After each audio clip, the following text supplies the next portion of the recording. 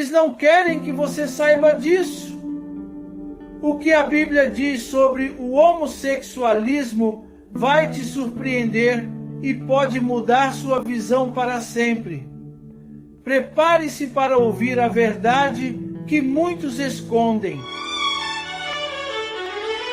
Condena ou aceita? O que a Bíblia diz choca muito. Graça e paz, queridos irmãos e irmãs. Aqui é o profeta pastor Marconi Silva.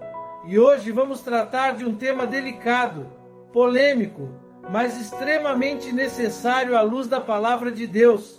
A Bíblia condena ou aceita o homossexualismo. Fique comigo até o final e descubra a verdade que muitos têm evitado anunciar. A palavra do Senhor nos diz em Romanos 1, 25, 26. Trocaram a verdade de Deus pela mentira, e adoraram e serviram mais a criatura do que ao Criador, que é bendito eternamente. Por isso, Deus os entregou a paixões vergonhosas. É com base nas Escrituras que vamos refletir com seriedade, mas também com amor, sobre essa questão. Antes de começarmos, gostaria de pedir um favor especial a você, nosso querido espectador. Se você está gostando dos vídeos que compartilhamos aqui e deseja acompanhar mais conteúdos inspiradores como este, inscreva-se no canal, ative o sininho para receber todas as notificações e deixe seu like. E mais, nos comentários fixados estará o link para o nosso grupo de oração. Estou ansioso para ver você lá e ler o seu comentário sobre o tema de hoje. A sua participação é fundamental para continuarmos trazendo mensagens edificantes, claras e cheias da presença de Deus para a sua vida e de muitos outros. Vamos juntos mergulhar nessa revelação? Então prepara o coração, porque a verdade vai ser revelada agora. O pastor Marcus Gladstone, que se apresenta como líder religioso e teólogo à frente da chamada Igreja Contemporânea, ao lado de seu parceiro, enfrentou uma situação embaraçosa durante uma entrevista ao vivo. O episódio aconteceu no programa Soltando o Verbo, transmitido pela rede Gospel FM, onde ele tentou expor sua visão sobre a fé cristã. Durante o confronto com o pastor César Cavalcante, Gladstone tentou defender a chamada teologia inclusiva como sendo compatível com a Bíblia. No entanto, suas declarações foram imediatamente contestadas com base nas Escrituras, gerando desconforto e provocando forte reação entre os ouvintes, além de ampla repercussão nas redes sociais. Vos chamar e disser, qual é o vosso trabalho? Respondereis, teus servos foram homens de gado, desde a mocidade até agora. Tanto nós quanto nossos pais, para que habiteis na terra de Gósen. Porque todo pastor de rebanho é abominação para os egípcios. Não tem nenhum tipo de relação aqui, pastor. Ele está falando que os pastores, porque a experiência dos filhos de Jacó era pecuarista. Então, quando eles fossem diante de Faraó, ser pastor para eles não era bem visto. Não tem absolutamente nenhum tipo, no primeiro texto que o senhor cita, né, que é Gênesis 46. Eu estou fazendo referência por mim mesmo, que eu peguei foi a Bible Hub, e é onde ela cita, não estou falando assim, eu estou da minha cabeça afirmando isso. Então a Bible Hub está errada. Não está errada, porque se você ver bem, era uma questão do contexto teológico. Então vamos lá. A Bible Hub, o assunto que o senhor pegou não está certo, porque os textos que o senhor está citando, o senhor citou vários textos, eu posso ir um por um, sem problema algum, só que eles não dizem o que o senhor está dizendo. Então só citar textos avulso não vai ganhar o debate. Então, a questão é a seguinte, a palavra abominação que eu citei no primeiro texto de Levítico 20:13 permanece, é abominação diante dos olhos do Senhor, quando um homem se deita com o outro, como se fosse mulher. E lá, naquela perícope, que é a palavra técnica, já que o senhor é da área técnica, biblicamente, naquela perícope, não existe absolutamente nenhum tipo de relação com o culto pagão. Então, exatamente, aqui fica a sua posição nesse sentido. né? Agora, todos os teólogos de Oxford, teólogos e biblistas que afirmam isso, são contra essa posição. É que eles não estão nesse debate. Então, para derrubar essa tese, é só o senhor apresentar o paganismo dentro desse texto. Então, é fácil para o senhor. então, Qual que é? Simplesmente eles afirmam isso nas suas traduções, e aqui também. Se você vê, Levítico, por exemplo, ele é um código de santidade. Representa o código sacrificial do segundo templo. Ou seja, códigos de rituais da época nômade, onde os sacerdotes levíticos precisavam viver de acordo com as leis de Deus. E o que acontecia em Canaã? A prática sexual, a gente até estava falando um pouquinho agora, há pouco, sobre Deuteronômio 28, e aí a gente viu lá a prostituição cultural. 23, não é? Falando da prostituição cultural, que acaba na questão da promiscuidade. E, enfim, a gente vai ficar falando, o senhor vai dizer que não é, mas para os teólogos da teologia inclusiva e vários outros também da linha aí é óbvio, né, pastor? Se é do teólogo da teologia inclusiva, tá certo. A aí linha conservadora também, porque a Oxford Bible também cita isso lá, porque eu não estou com ela aqui, não dava para trazer todo o material aqui, mas acaba citando. O que eu acho também, eu queria até fazer também uma propaganda do meu curso de teologia inclusiva, está lá no meu canal Marcos Gladstone.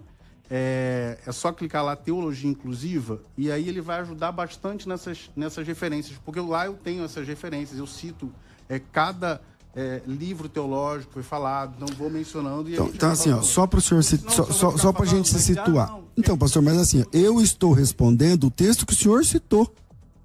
Eu não posso. Então vamos lá, o senhor citou vários textos. Eu parei no primeiro. O senhor citou o primeiro. Eu posso fazer isso com o segundo, com o terceiro, com o quarto, mas vamos lá. Em Gênesis capítulo 46, verso 34. Não, então é só ler o texto. Então tá bom.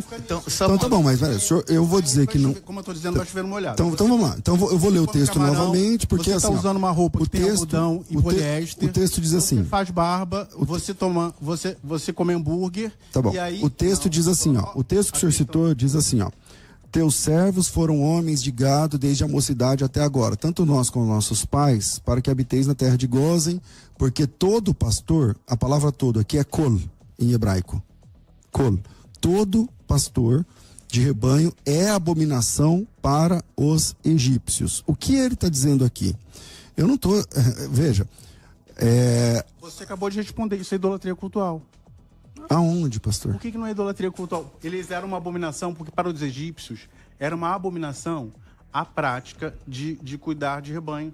Então vamos você vê que você mesmo se contradisse no próprio texto que você está lendo. Aí está dizendo que não é, você está afirmando, dizendo que é, porque você quer acreditar assim. Então vamos lá. O texto, então é assim, ó, o senhor está enganado. Colocar o que você quer. Então, o senhor está enganado porque o texto ali colocado de Gênesis 46. É abominação sexual aquilo? Não.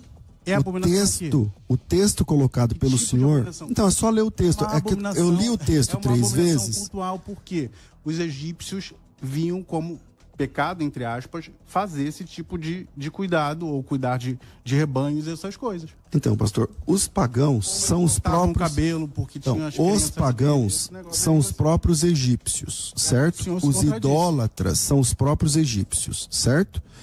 Os egípcios, que já eram idólatras e pagãos, eles entendiam como abominação o serviço de ser pastor. Mas a palavra se refere à abominação cultural para os egípcios. Então vamos lá. Não é uma abominação cultural só para os hebreus. Então vamos lá. Voltando, o primeiro texto que o senhor cita não sustenta a leitura não da sustenta, própria pastor, palavra. Não quer. Não então, sustenta, você acabou de ler aí. Então é simples, me mostra a idolatria cultural em Gênesis 46, 34. Tá com o senhor a palavra, eu não vou falar nada. Abre em Gênesis 46, 34 e mostra a idolatria cultural entre os pastores de Israel. O senhor acabou de ler, e o senhor já viu. Não, então, me mostra. Então, você acabou de ler.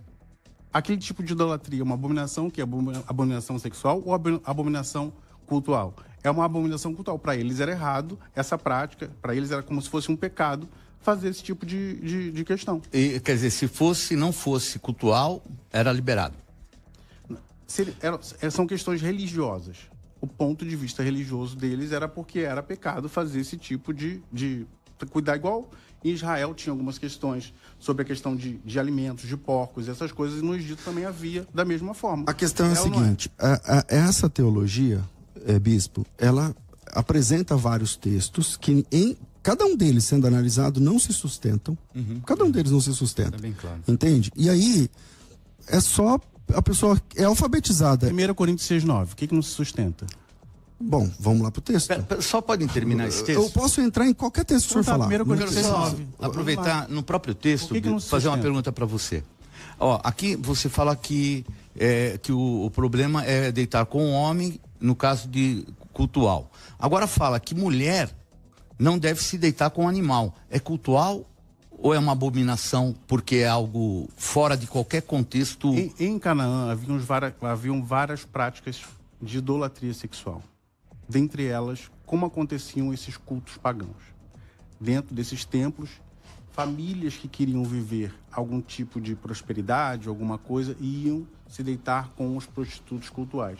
Havia um bacanal. Ele tinha um cavalo também, Sexo, um animal. Animais, Não. pessoas. Tinham todos Conhecendo a os tipos lá. história, Haviam todos os tipos de práticas sexuais e de muitas outras coisas, tá? E aí o ponto X, né? Vamos sair dessa situação, tá? E aí vamos voltar para o que é homoafetividade. Homoafetividade não é se deitar com animal. Homoafetividade não é se deitar com 50 homens. Homoafetividade é viver uma história de amor e fidelidade entre duas pessoas do mesmo sexo, ok? tá. Mas E tendo aí, prática sexual.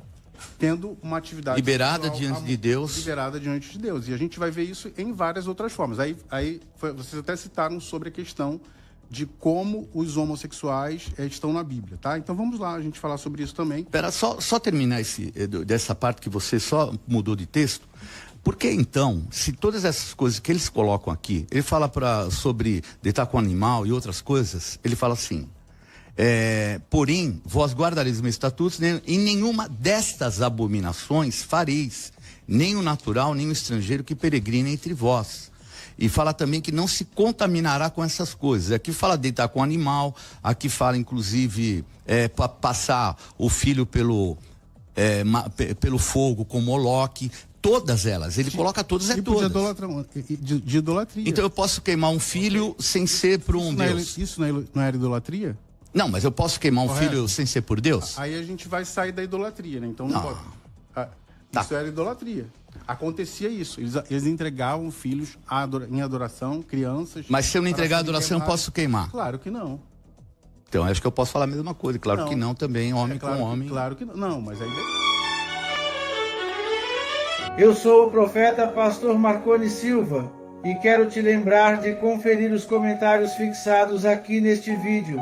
Lá você vai encontrar o link para o nosso grupo de oração, um espaço especial onde você pode participar das nossas campanhas de fé, compartilhar seus testemunhos e se unir a irmãos e irmãs que estão buscando a presença de Deus com todo o coração. Esse ambiente foi preparado com carinho para que você e sua família encontrem apoio espiritual, força renovada e comunhão verdadeira com outros servos do Senhor. O poder da oração em unidade transforma vidas. A palavra de Deus declara em Tiago 5,16: a oração feita por um justo pode muito em seus efeitos. Quando nos reunimos com fé, milagres acontecem. Cada testemunho que você compartilha fortalece outros corações, e cada oração feita com sinceridade alcança os céus e move o impossível. Por isso, não se desconecte. Continue firme na fé, buscando a presença de Deus todos os dias e se deixando envolver pelo mover do Espírito através da oração. Nos vemos no próximo vídeo. Que a graça e a paz do nosso Senhor Jesus Cristo estejam com você e com toda a sua casa, trazendo proteção, bênçãos e direção divina em cada passo da sua caminhada.